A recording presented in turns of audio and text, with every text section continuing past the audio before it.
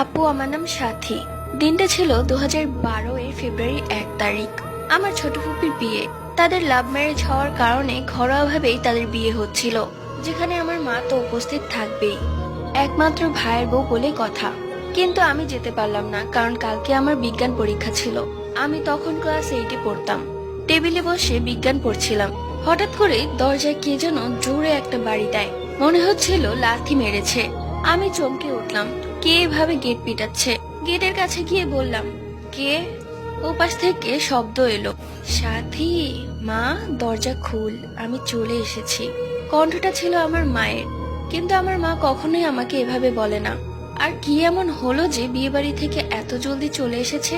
কেমন যেন ঘোলাটে লাগছিল বিষয়টা। আমি আর কথা না বলে সোজা রুমে চলে যাই এবং আমার ফোন দিয়ে মাকে ফোন দেই। ফোন ধরতেই হইচইয়ের শব্দ। মা বিয়ে বাড়িতেই আছে।